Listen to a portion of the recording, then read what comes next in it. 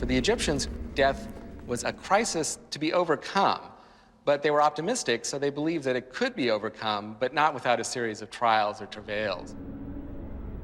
Part of the Book of the Dead illustrates a dangerous world where the deceased is threatened by terrifying beings.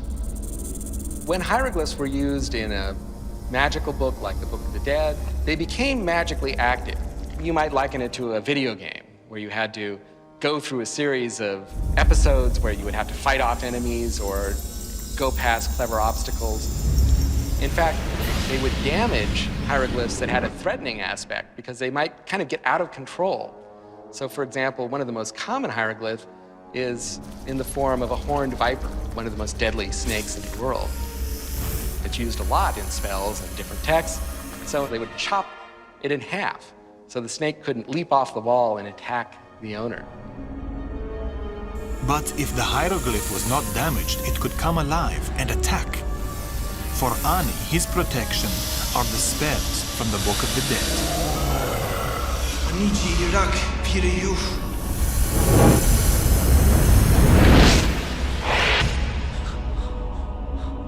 But the Egyptian afterlife also includes allies. Based on texts like the Book of the Dead, we believe that the deceased would have immediately been greeted by the god Anubis, who was known as also opener of ways and the guide of the dead through the afterlife.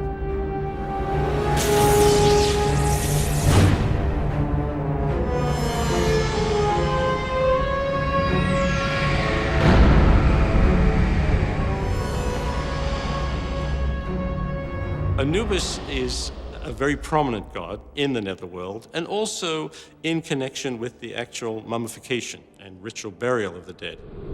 He always appears with the head of a canine, and he's identified with the jackals and the other kind of wild canines that existed in Egypt and tend to live on the fringes of the valley where the cemeteries are. So there was always a kind of close association between these wild dogs and the world of the dead.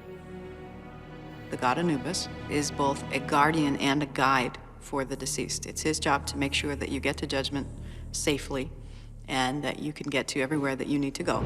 One of the most important chapters in the Book of the Dead is a mysterious ritual called the opening of the mouth.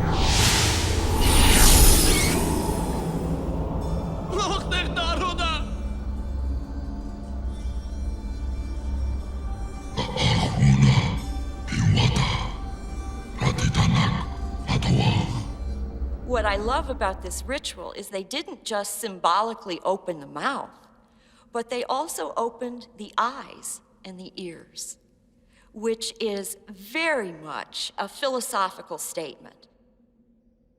The opening of the mouth ceremony was a spiritual awakening of the body. So once the deceased had died, his senses were shut down.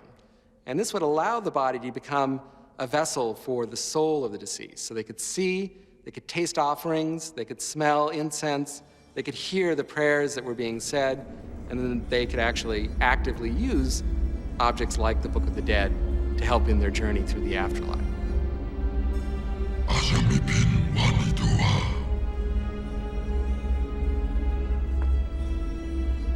The dead person has a goal in the underworld, to reach the field of reeds or field of offerings, a blessed place where the deceased can live for eternity.